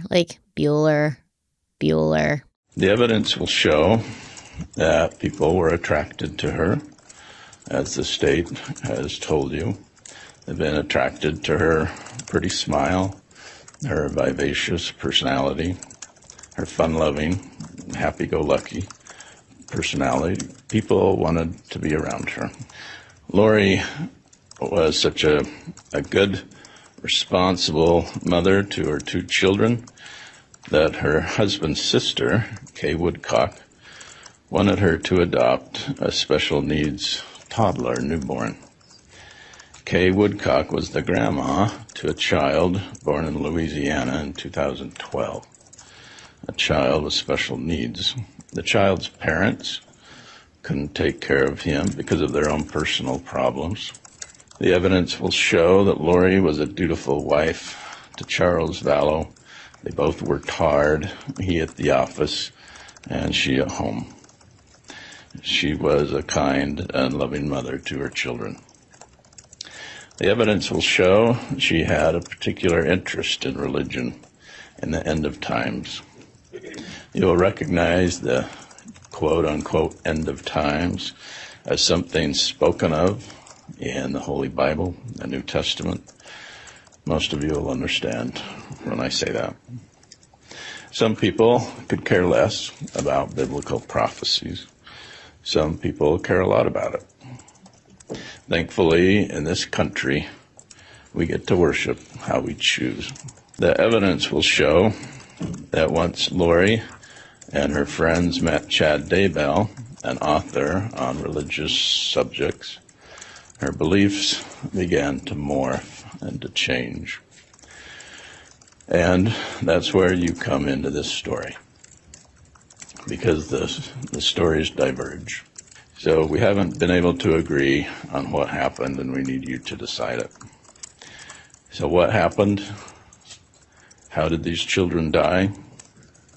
Who was involved? When did it happen? Where did it happen? Why? Why did it happen? Yeah, he definitely has a monotone voice. I get where he's going with it. He's not even trying, man. Yeah, but as far as where he's going with it, we can see, right? She's gonna blame Chad. She was manipulated by Chad. They didn't, though. They didn't blame Chad at all. They didn't say anything about Chad throughout the entire trial, dude, until the closing statements. And I think even one of the jury members was like, what? You should have gone with that defense the whole time. It seems like they had intended on it. For some reason, they called an audible, right? You know what audible is, right? Yeah, you've told me this before. Right? Yeah. Audible, they called a change, and maybe there is some truth to the fact that Lori was like, no, we're not going that way. No doubt, dude. Yeah. Absolutely no doubt. So they decided, because they probably figured that was the best play. I feel like Lori probably was saying, hey, listen, regardless of how this plays out, I'm not going to have the person that kind of represents the religion that I believe in or the religion itself fall on the sword for me. Not going to do it. Well, she can't blame her religion if she's turning on Chad and saying that he manipulated her, right? Right. She has to stay with the program. They both have to stay with the program. However, we don't know if Chad's going to turn on Lori at his trial next year, which chances are he probably is. I hope he does. I really hope he does, because if he does, then we might get some answers. We might get some insight into what happened between the two of them and what happened to JJ and Tylee. So if Chad really, because they took the death penalty off the table for Lori, but it's still on the table for Chad. And I think they're doing that because they want him to make a deal. They want to be like, okay, Chad, like, tell us what happened. Like, they obviously cannot try Lori again, because as we're going to find out, well, hold on. I'll get there. We don't want to jump ahead of ourselves. So defense attorney Jim Archibald told the jury that they were there to simply judge Lori and her actions.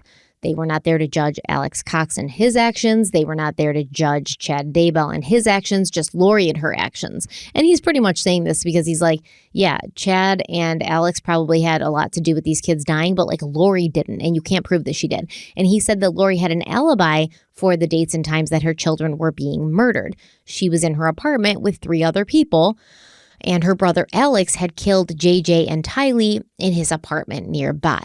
The prosecution responded saying, quote, "An alibi does not apply to a conspiracy charge. The alibi disclosure is misplaced as to those charges." Basically, like, she could have still been a conspiracy to murder without having to have been physically there. And then they said an alibi is similarly misplaced in charges where the defendant is charged with murder as a principal, end quote. At the end of the trial, it took the jury only 7 hours to find Lori Vallow guilty of murdering her 2 children and conspiring to murder Tammy Daybell, who the prosecution referred to as her romantic rival. During the trial, the state called dozens of witnesses and repeatedly showed the jury pictures of the remains of JJ and Tylee. Although most of the evidence during the trial was circumstantial, like, text messages between Lori, Chad, and their followers, a DNA expert did testify that a strand of hair stuck to the tape on JJ belonged to Lori.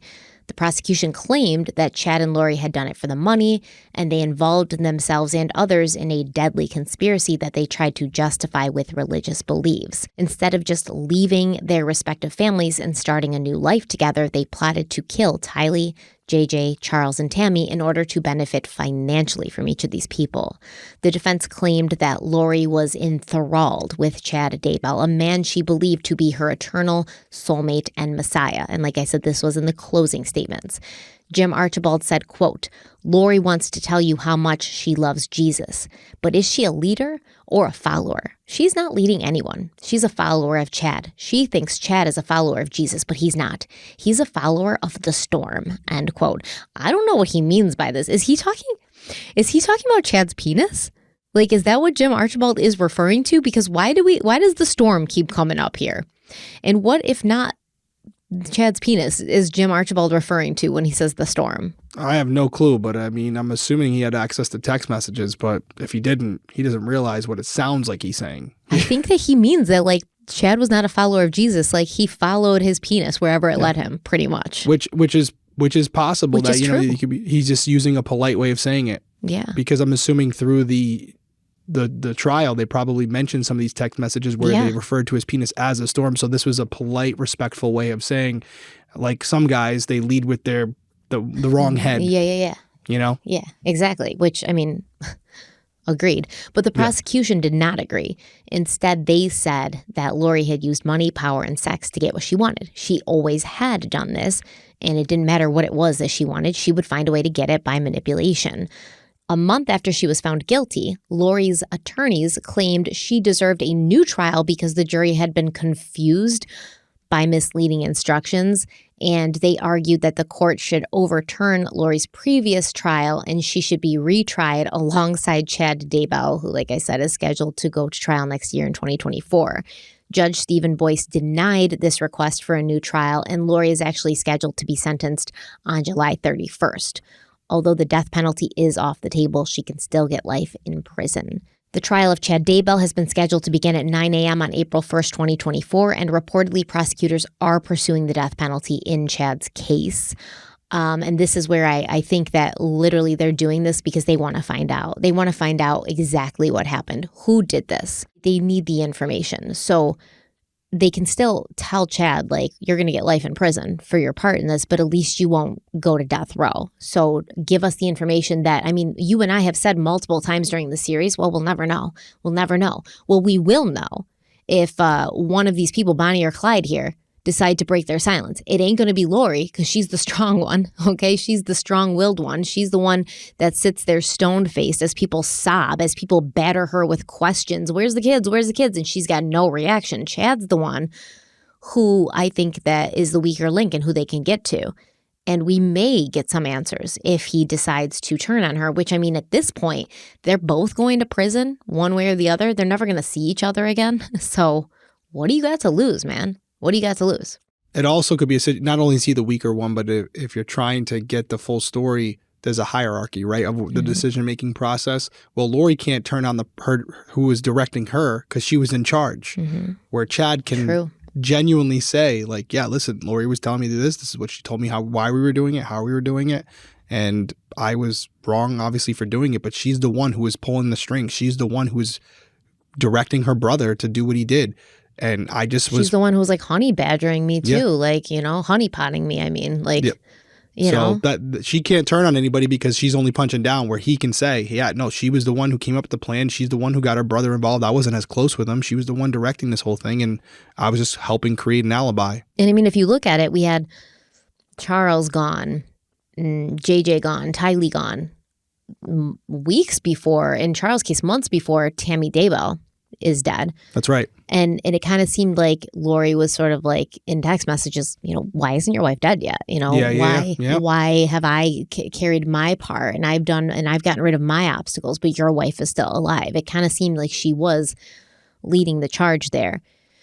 And reportedly, you know, Lori and Chad are still going strong, still solid, and she was upset with her legal team for attempting to blame Chad for everything during closing arguments. And Lori's brother, Adam Cox, recently told news outlet KSAZ, quote, I believe that she believed everything that Chad told her, and she still believes it while she's sitting in jail. She still believes that Chad is a god, or whatever he told her he is, end quote. Bullshit. She doesn't believe that. She never did. And it's very easy because her family was like, Lori could never be manipulated. And now they're like, poor Lori was manipulated. And Adam Cox is like apparently doing a podcast about this, which is in poor taste, in my opinion, because you had the opportunity to step in for months, for years, right? Because Adam Cox was one of the people that Charles Vallow was like talking to about how crazy Lori was acting and about these new religious beliefs. And they were like, oh, let's do an intervention. And like, you knew about this for years. And when those kids went missing, you knew what Charles Vallow had told you about what Lori believed about zombies and having to get rid of it and stuff. And you all still like defended her. You all still kind of like supported her. So now you want to do a podcast? I don't know. I think it's in poor taste personally for me. Adam Cox is also the DJ who like made that woman drink so much water she died.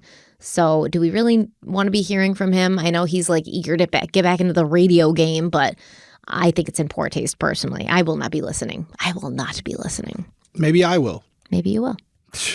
Yeah, okay. So I mean, come on. So you want me to go first? Do you want me to go first as we wrap this up? I mean, yeah. Do you have final thoughts? I do have final thoughts. So Hit me. Two things. First off, and this may be the obvious, I feel like we know the motive here. I feel like there were multiple opportunities for JJ and Tylee to be given up to other family members or friends where they could have gone on and lived their life, and it wouldn't have affected Lori or Chad in any way other than what? Finances. Financially. So that's what this comes down to. What's the common denominator here? What's the factor that would have been altered if they were still alive? And that's the money, because if the kids aren't with them, then whatever caretakers were taking care of them, they would have gotten the Social Security. So that's why they had to go. Same thing with Tammy, right? There's an insurance policy. Chad could have said to her, like a lot of other adults, listen, I'm no longer in love with you. I want to be with Lori. I want a divorce. This is over. Would have been hard.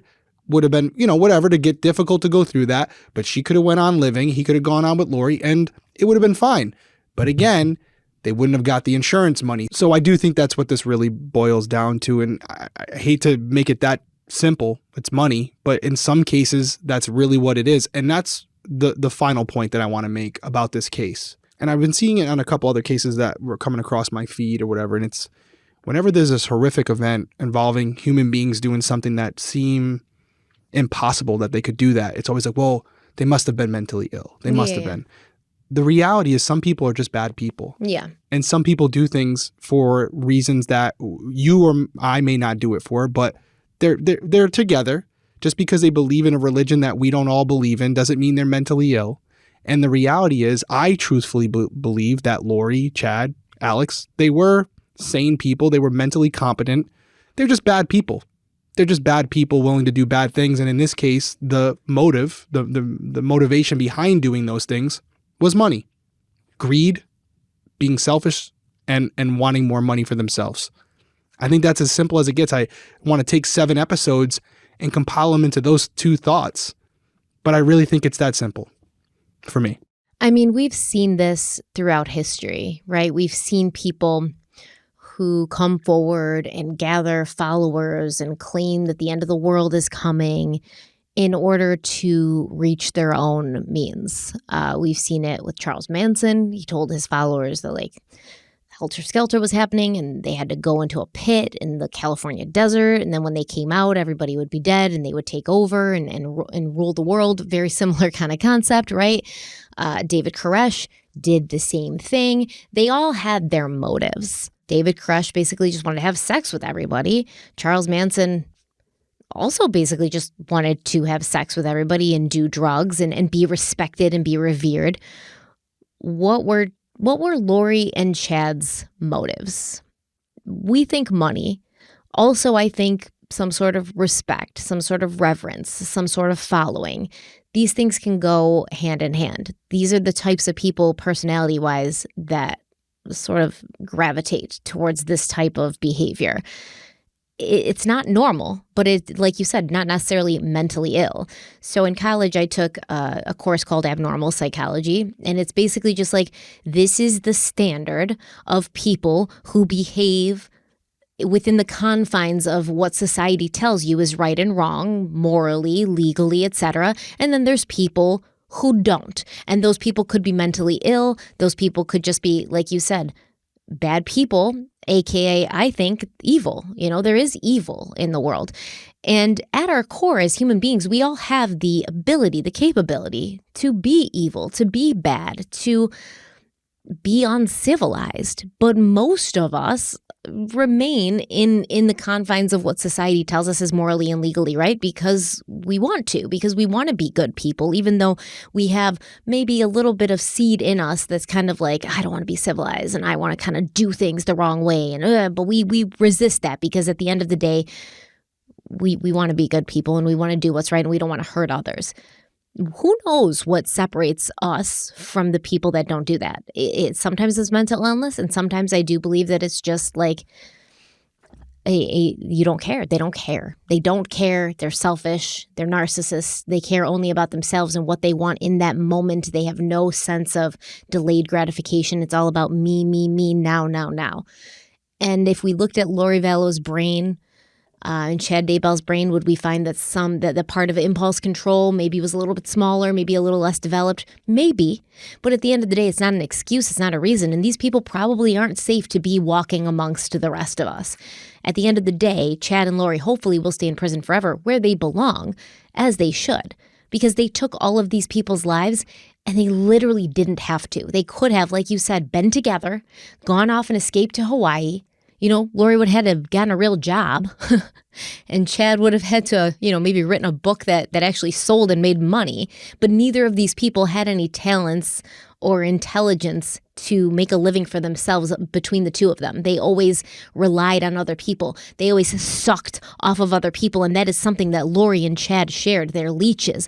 Lori always leeched off of every person she married financially. Chad leeched off of these other authors that he brought under his book label, Julie Rowe, and all of these other people who actually did make books that people wanted to read. And when he wrote a book, he had to actually start lying about his past lives and his visions and his near-death experiences and all of these things, which he never brought up earlier. But all of a sudden, after talking to Julie Rowe and hearing about her brushes with death, he suddenly has all these near-death experiences that he can talk about. He's a grifter. Lori's a grifter. They're grifters. They could never make a living amongst themselves, by themselves. They don't create, they destroy. So at the end of the day, like, yeah, those are my final thoughts. These two people are terrible. They belong behind bars. But if you want me to tell you who was leading the charge, it was Lori Vallow all day long. The irony in this case is these individuals were allegedly looking to identify dark spirits when all they had to do was look in the mirror. Damn. Pretty crazy, right? Yeah. Kind of crazy, right?